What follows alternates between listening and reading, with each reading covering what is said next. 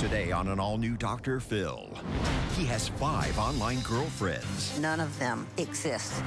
Is he being scammed? You sent her about $5,000? Related to the gold, yeah. But you never got the gold? No. He got arrested before that happened. So how did an intelligent man with a PhD fall for all of these scammers? What you need to look for to keep yourself safe. Date of birth, 12/8/79. Over here, the birth date is 12/8/87. I recognize it right away. Bob, is this the same one that you had checked out by someone who was in Ghana? Let's ask Dr. Phil. He asked the questions, not you. If there is a 25-year-old multimillionaire gorgeous girl out there, she ain't looking for you. You understand what I'm telling you? Well, I understand that You're being used. The woman that you think is April Jean is actually this woman. Today's going to be a changing day in your life.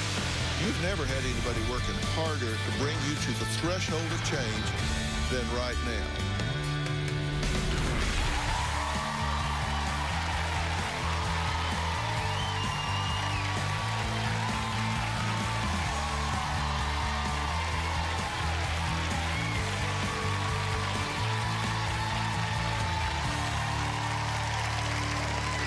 Okay, yesterday I sat down with Robert and his ex-wife. Jeremy, who claimed her ex-husband lost their entire $1 million retirement savings on day trading and bad investments. And he didn't stop there. She says Robert also spent their hard-earned money on online scammers who he believes are women interested in dating him. Now, Robert says he's well aware that there are scammers online, so he wanted me to verify that the women he referred to as his top 5 were the real deal.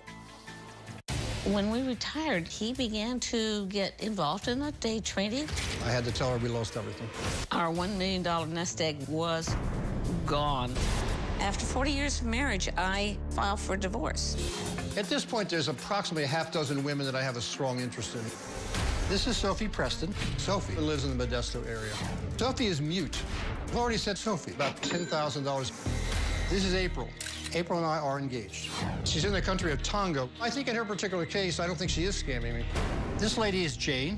Her and her daughter are now being held in captivity. The house she's lived in is a fortress that has security guards with guns and attack dogs. I said, I'm going to the FBI. The FBI agent said he would pass it on. That's the last I heard. For a man who's supposed to be smart, he is dumber than most. In a perfect world, you would like somebody that's young, attractive, interesting, funny, exotic, and rich. Yes. Robert says he is currently focused on 5 women. However, one woman in particular, he says, he's ready to marry as soon as possible. That's Sophie. So, and her father's leaving her $5.5 million. She doesn't have access to it. It involves a Nigerian company. That tells you something right there, right? Tells me a lot. What do you think about that? It's pretty incredible. It's kind of like a soap opera, really. Mom's dead, dad's dead, brother got the house, she's mute. And I expect any minute for her to get amnesia. Well, we did some sleuthing, and we found out some interesting things about Sophie Preston. You did look at her passport. Yes. And this is clearly fraudulent. The lines down here are red, It's real clearly ones. fraudulent. This is her driver's license. Yeah. Okay, you know this is fraudulent, Absolutely. too. You have a fraudulent passport and a fraudulent driver's license. Show me a document that's not fraudulent. Well, I don't have it on me.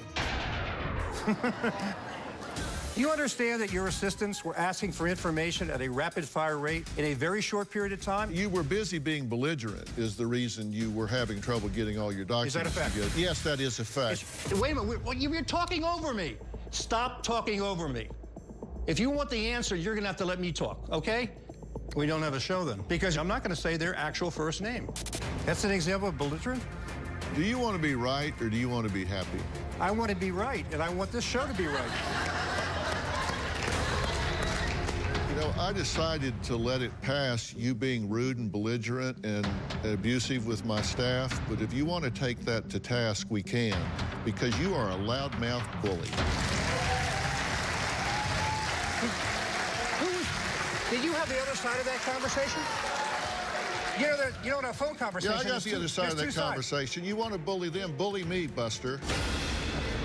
You want the information or do you not? I do. okay? We sent a staffer to the town where Sophie Preston says she and her attorney, who is managing her inheritance, Bernard T. Williams, live.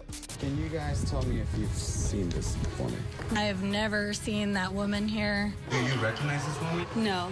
Robert is still talking to 4 other women, April Jean, Jane Hodges among them. Robert may be thrilled to know we found out about April Jean. This is what Robert knows about April Jean. Date of birth, 9/28/89 in Colorado. Age 30. Currently working in Tonga as a freelance architect. Hired by Bond Construction in Houston, Texas. Moved to Tonga for contract work on November 10th, 2019. Her mother's from Mexico, deceased 17 years ago. Father from California, deceased. Former boyfriend, deceased 2 years ago. Permanent home is with her grandmother in Lubbock, Texas. Grandmother recently died, however, just 3 months ago. She attended the University of Colorado or Colorado State between 2006 and 2010. They've been talking via email and text for a couple of months.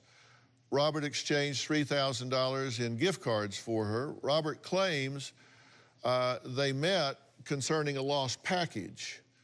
It was just kind of happenstance, right? That's what it appeared, yeah. Yeah. And here's what April Jean looks like. Very attractive. Sure. Yeah. We sent a staffer to Texas, put somebody on an airplane, flew them to Lubbock to do some digging. Here's what we found out. The Dr. Phil Show has been told by Robert that April Jean lived in this house with her grandmother before she had to leave for a freelance architecture job in Tonga. Let's take a look.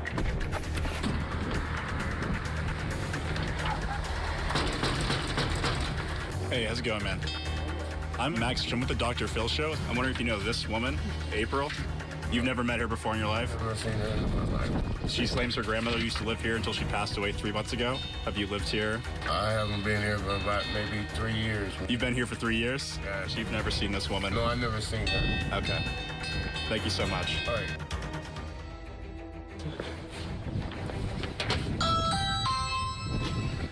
How's it going? I'm Max. I work with the Dr. Phil Show. How long have you lived here?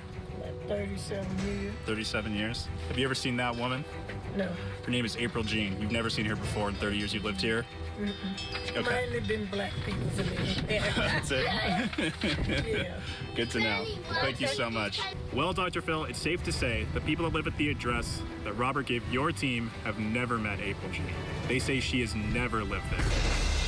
Here's what we found out about April Jean. There's no April Jean with a date of birth 9/28/89 that lived in Texas, Colorado, or anywhere in the United States of America. There is no April Jean that attended the University of Colorado or Colorado State between 2006 and 2010. There's no April Jean that worked at Vaughn Construction Company in Houston, Texas. We talked to Vaughn Construction Company. Good. She doesn't work there, has never worked there, Okay. never heard of her. Okay. It just simply doesn't exist. I get you. I'm glad you couldn't cover this. You Yes. get, I got she it. doesn't See, exist. None of them exist because it's the same pattern over and over and over and over again. Did you make it through all 6 names? Just out of Oh, curiosity. yeah. I don't know if you have time on here. No, but we've gone one better. We found April Jean. And we're going to hear from her after the break.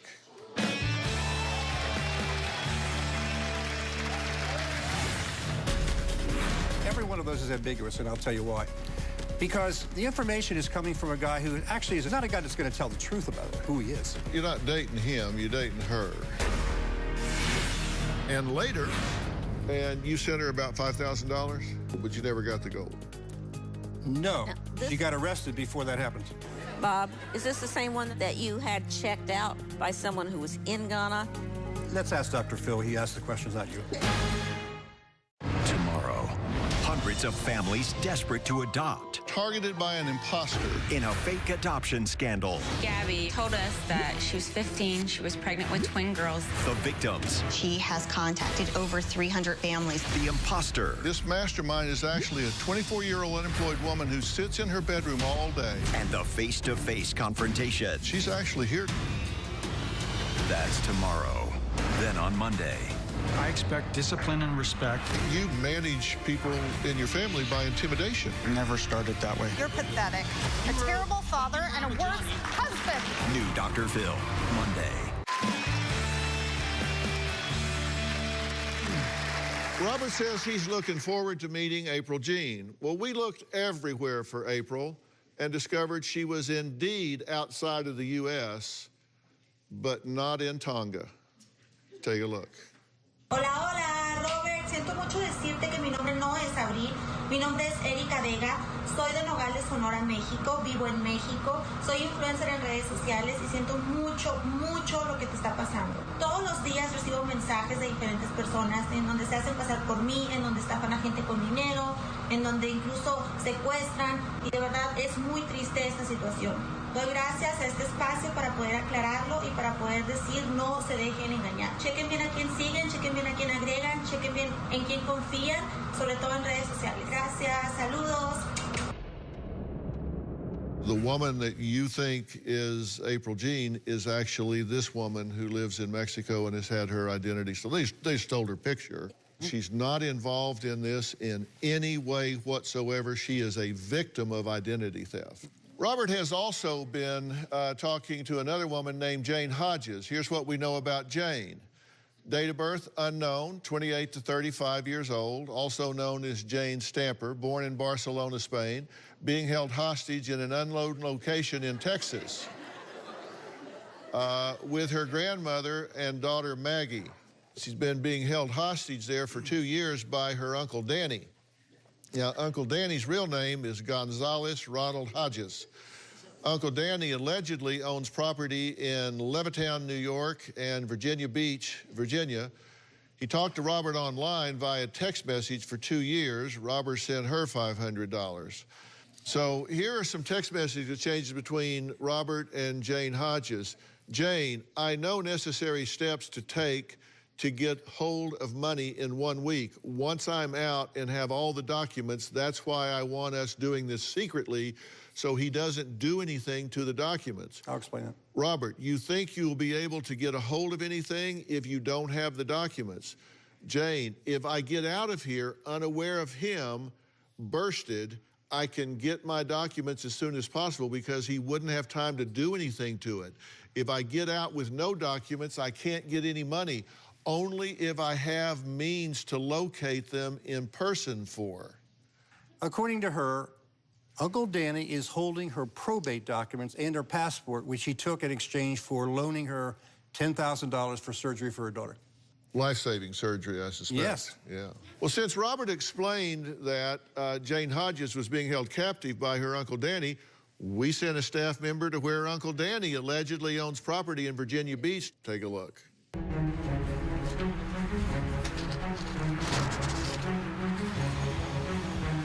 Okay, then I'm going to try the neighbors.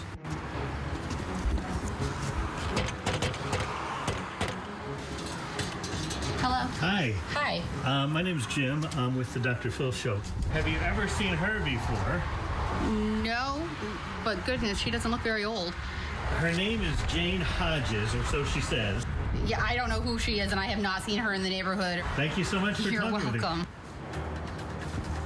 Hi, how are you? Good, how are you? Good, good. Have you ever seen her before in this neighborhood? I don't believe so. She would probably stand out. And the name that she's telling him is Jane Hodges. Does that mean anything? Not at all. Do you know this woman, Jane Hodges? No, I've never seen her before. I'm 71. I've lived here since I was 5. I've never seen her. I would remember her for sure. Yeah. Thank you very much. All right. Well, Dr. Phil, it's safe to say that the people who live at the address that Robert gave your team do not know Jane Hodges or Danny Hodges. They say that nobody by those names has ever lived at that address. There is no Jane Hodges with that name in the age range at all anywhere in Texas. There's no Jane Stamper in the entire United States with that name in any kind of age range in Texas or U.S. No Gonzalez Ronald Hodges in the entire United States. Virginia Beach property is not owned by Gonzalez Ronald Hodges. Right. Doesn't exist. Let me add something about this. By his own admission, he's a very secretive guy, and I doubt that he actually gave me his correct name. But every one of those is ambiguous, and I'll tell you why. Because the information is coming from a guy who actually is not a guy that's going to tell the truth about who he is. He doesn't want to be found. You're not dating him, you're dating her. No, but it's part of the credibility, and that's why you look at other people, too. Right? Well, exactly how has Robert been able to send women money while living mainly on Social Security? A former roommate of Robert's will shed some light on that. We'll be right back.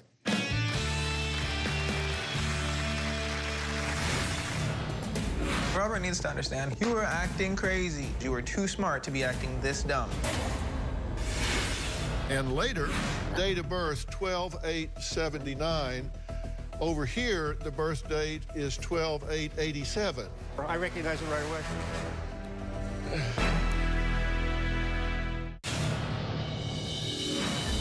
Robert is very desperate. He's talking to women that look like Kim Kardashian. These are some women that I personally couldn't even talk to or pick up, and I'm not a bad-looking guy. One day he was telling me about a lady who he had just met online who had got stuck in Honduras. Later that day, he was telling that same girl that he loved her, how he wanted to give her a family, and she was saying that she wasn't able to get home, she wasn't able to get a flight or a ticket or anything like that because she didn't have the local currency. So Robert sent her $3,000. Robert needs to understand, you were acting crazy. You were too smart to be acting this dumb. I want to introduce Robert's former roommate, Jill's son, Julian. He says after living with Robert for several months, he does not believe any of his girlfriends are real. So, Julian, thank you for being here. I really appreciate it. It's been very clear in our conversations with you that you have his best interest at heart. What did you see when you were living together? At first, really, it wasn't something that I was like, oh, this is an issue. And then just watching him, his daily habits are constantly on the computer.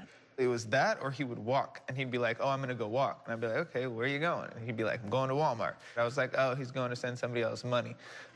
So it started to be an issue because, Robert will neglect himself to talk to these women.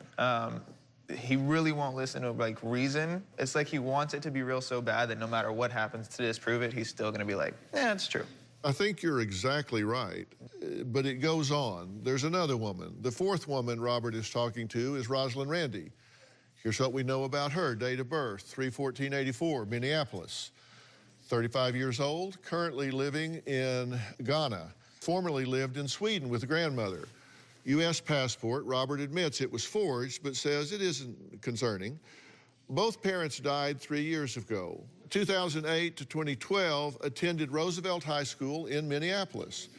2012, worked as a lab tech in Sweden, worked as a midwife in Ghana. In 2015, worked as a vaccination project supervisor in Ghana. April 2016, received nursing degree in Ghana.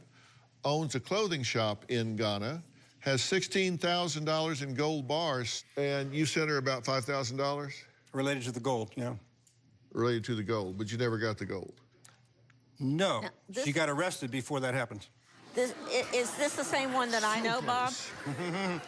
That you had checked out on their address in Ghana by someone who was in Ghana, and it was some kind of government enclosure? Let's ask Dr. Phil. He asked the questions, not you. Well, here's a photo. You're way off base, and I don't want to get back and forth between us. Here's a photo of Rosalind Randy, and we had to blur her face here and cover up some other things. And we did find out things about Rosalind Randy. First is that she doesn't exist. There is no Rosalinda Randy or Rose Randy with a date of birth of 3/14/84 in Minneapolis, Minnesota, and they do keep records up there, unlike the UK. No one by this name, Rosalinda Randy, Rose Randy, attended Roosevelt High School in Minneapolis, We checked between the years of 08 and 12, which she said, nobody went to the school by that name. That's what I found out too, actually. And so we checked this Igel camp is not located in Sweden. There are 2 locations, the Netherlands and Morrisville, North Carolina, and nobody by that name ever attended these locations in the Netherlands or North Carolina. So she never went there. That just didn't happen. There's no such person. Okay. There's one person in Robert's self-professed pool who he sent $4,000 to and has been talking to for 2 years without any substantive contact. That's about to change when we come back.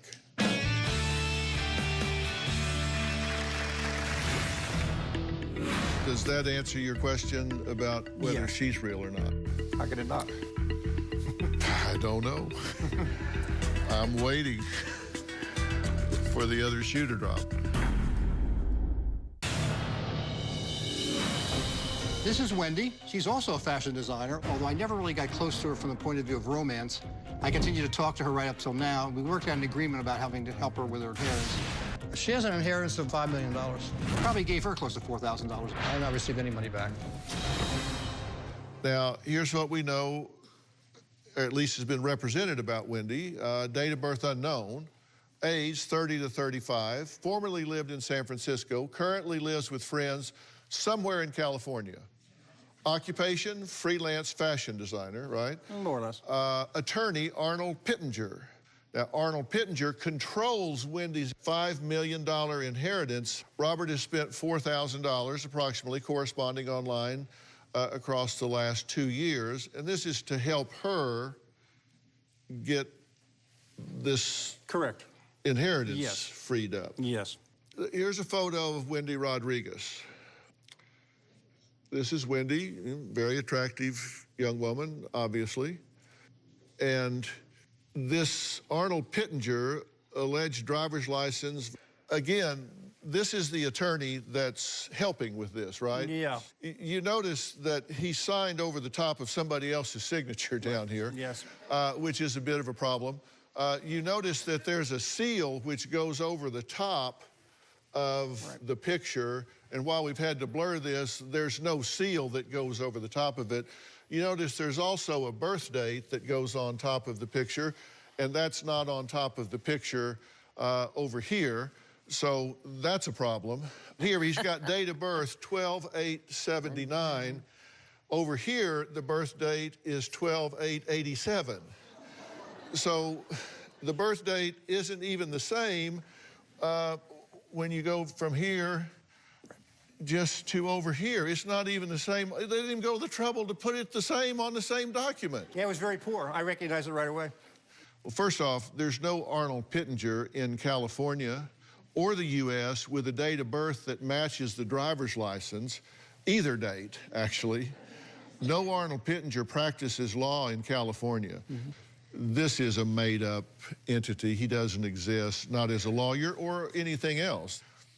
Robert says he's looking forward to meeting Wendy Rodriguez. We looked everywhere for Wendy, and we found an answer very close by. Take a look. Hi, Dr. Phil. My name is Sierra Rogers. I live in Los Angeles, and I'm the founder, CEO, and designer of Babes and Felines. Hi, Robert. Obviously, I'm not Wendy Rodriguez. I'm sorry that someone fooled you into thinking that. What I would suggest in the future before sending gifts or falling in love with someone, maybe FaceTime or meet up with them in person. But it's nice to meet you. Does that answer your question about whether she's real or not? Well, yes, sure. How could it not? I don't know. I'm waiting for the other shoe to drop. So how did Robert, an intelligent man with a PhD, fall for all of these scammers? I have some thoughts as to why, and I want to chat with Jill about this when we come back.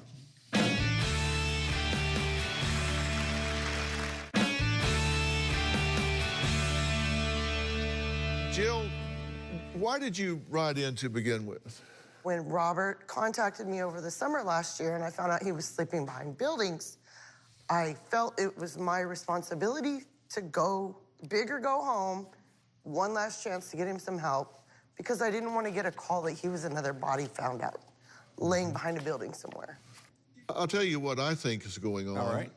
I think very much, I think you're in love with the idea of being in love. I think you live in this fantasy world of, you know, this is going to be great, and you're so tunnel visioned on what that would be like that you ignore all the warning signs along the way because you want that to happen so badly. Why don't you just use an app like Tinder or Match or OkCupid? There's a lot of like dating apps that are practical. They're like, hey, we'll meet up here in this physical place, not, hey, I'm in Africa, by the way, send me $1,000, and then we'll link up. Reality never lives up to fantasy. And if you're in love with a multi-millionaire in Ghana, then you can live in that fantasy world a long time. If there is a 25, 35-year-old multi-millionaire gorgeous girl out there, she ain't looking for you and me. She's looking for somebody her age, somebody to share her life with that she has something in common with. She ain't looking for us. You know, something about generalities is that they are good. They're even good most of the time. But you would know they're not good all the time, right? But why are you looking for the 10%? I bet they're good enough of the time to cover your situation. Well, okay, perhaps, but that's... We're in an area of subject that itself could be whole shows. You realize that, of course. I mean, we're getting into all kinds of things here, and there's no time for me to respond to it. It probably wouldn't go over well in sound bites. It's good things to talk about. It's good to raise them. Well, that's very condescending to say, but the point is, I'm just trying to tell you that you're, as your ex-wife points out, fishing in a pond that is a multi-billion-dollar scam pool. And I said that myself, and actually, didn't I? You're going to continue to do one of two things. If you really don't want to get into a relationship, you just want to live in the fantasy or hope of what could be, then that's the price of the ticket. You understand what I'm telling you? Well, I understand that you have my interest at heart, and that's good enough. Yeah, you're being used. Okay. He told me I would rather die with my boots on, so to speak, go out in a blaze of glory, and, you know, it's like I'd rather be homeless every week and buy that lottery ticket, and maybe one day I hit the numbers, and if I don't, then I died trying. And that's his mentality towards it. No, that's true. But I told him, you're going to never find love, and you're always going to be homeless if you don't change something.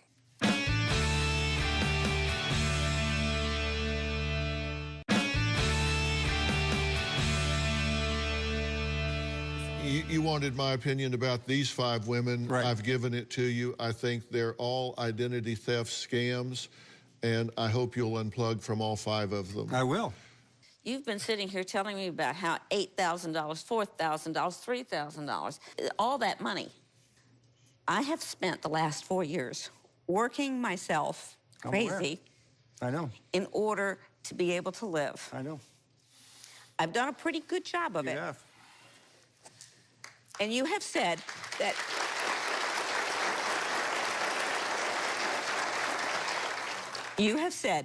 you're doing this for me. Partly, so yes. that you can pay me back. Correct. Well, these women have seen your $8,000, your $4,000, your $10,000, your $19,000, and I haven't. And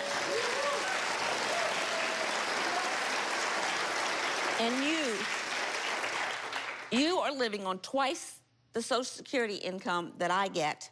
And when I have to stop working, and I'm already 72, when I have to stop working, my income is $900-some a month, according to whatever the Social Security determines at the time. I know that. You can't live on that. I know.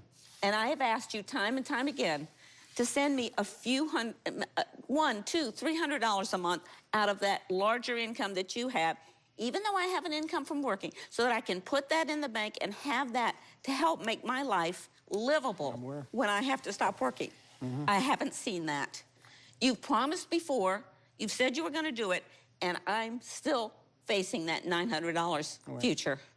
I don't have a home. I have an apartment. We used to have homes. Mm-hmm. I put things up on the wall, but they have to come back down again. And that's the way the rest of my life is going to be. Can I add something here? No. Just lay it out, just to lay it out. No, you've talked the entire time, and it's her turn. And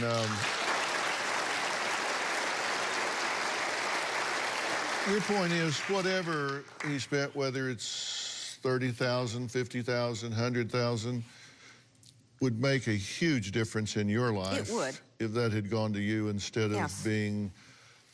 And that's money he can't recover either. Right. Instead of going off to some scammer, if $50,000 was in your account, all of a sudden it would make a huge difference. It would make a huge difference in my future. If you're going to spend over $1,000 a month sending women money, send some of it to this woman. Send some of it to that woman right there. Well, what you're saying is you just want the dignity of being warm, dry, and safe in the same place as your life goes on, instead of bouncing around and wondering where you're going to be next month. Mm-hmm. And I think that's very reasonable. You didn't have to come here today, but you did, and I hope you're better for it. Yes. I think so. I appreciate you being here. Thank you. Okay. Thank you very much. If you believe that you've been a victim of an internet scam, you can go to the FBI's special website, ic3.gov. And if one of my viewers wanted to contact us and set up a GoFundMe page for this woman, I would not be upset about that.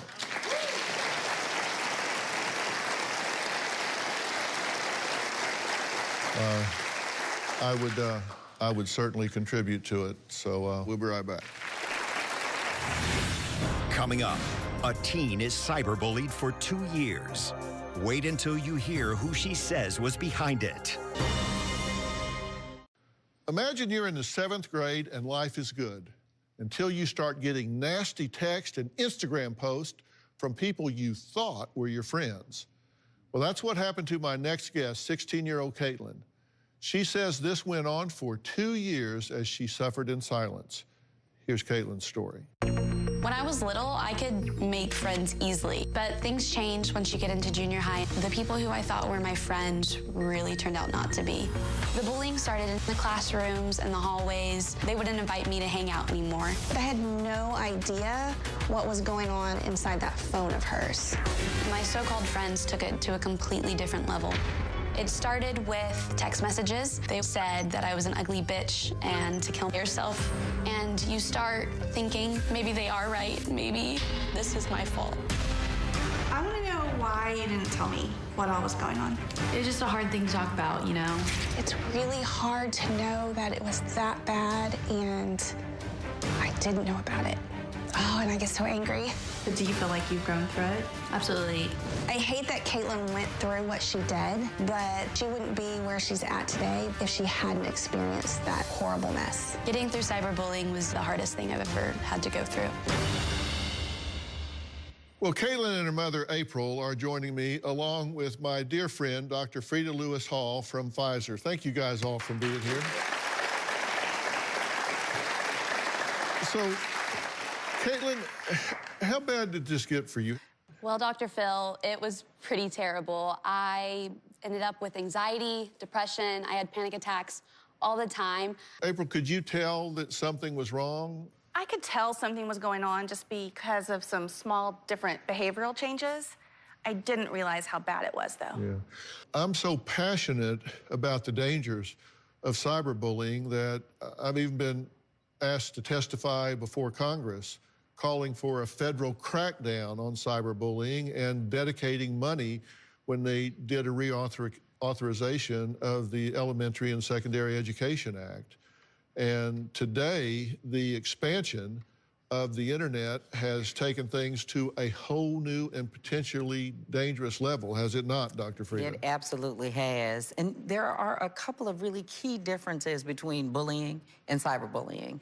First of all, Face-to-face bullying often happened at school, in a schoolyard, and during the daytime. Cyberbullying can happen at any time and in any place. This leaves the victim of that bullying feeling like there may not be an escape. Right. The second thing is cyberbullying can be anonymous. You may not know who's messaging you or texting you or posting these things. You literally may not know who you're being bullied by.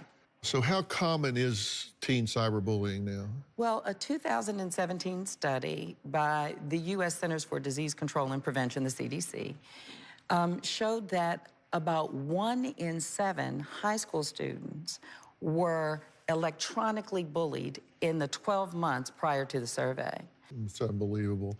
What are the effects that the research is showing? Well, some of the negative effects include things like trouble concentrating, academic struggles, even avoiding or quitting school or other activities.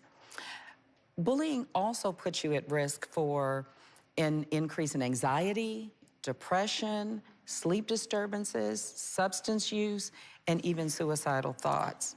Right. And Caitlin told us, you know, teens, people who are being bullied may not want to talk about this to their parents or teachers. In some cases, they're ashamed. In other cases, they may be concerned that their internet or device privileges might be reduced or it could be taken away completely. Yeah. So, Caitlin, once you told your parents what was happening, they got you into therapy. Did it help?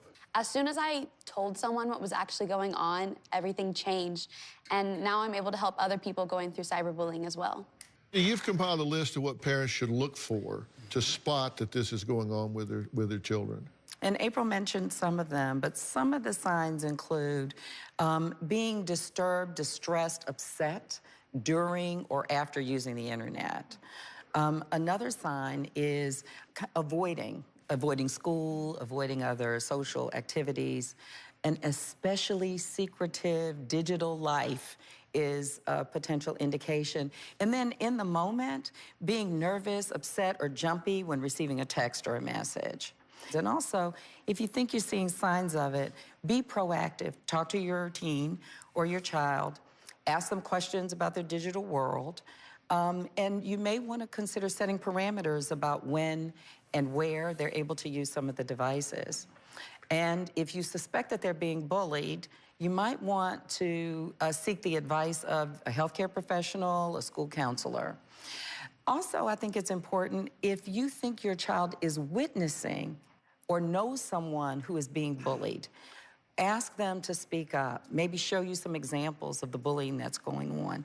And last but not least, if you think that your child is or suspect that your child is actually cyberbullying someone, take action right away.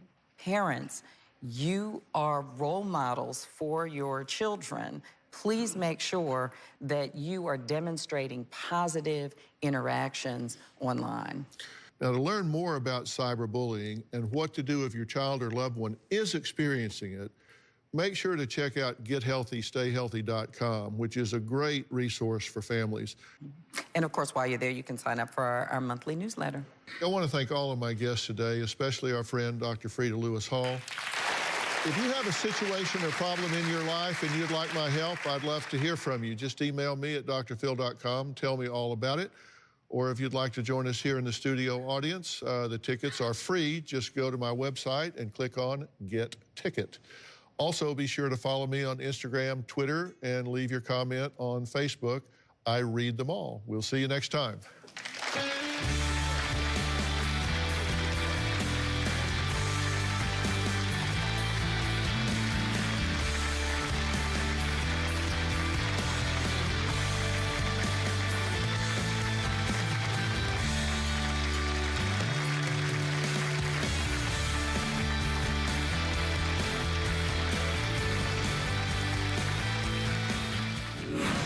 Since we ran out of time and the show ended, so we're going to bring back Jeremy so that you guys can talk.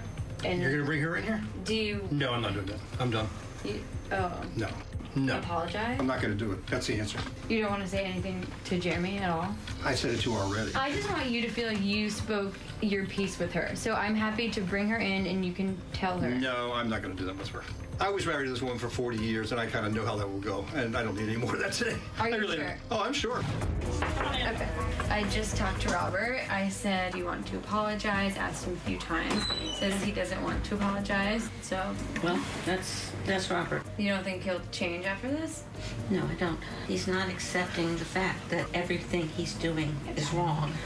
Thank you, Dr. Phil. I particularly appreciate that you really stood up to his bulliness. I thank you for allowing us to take this chance on saving Robert's life and his well-being.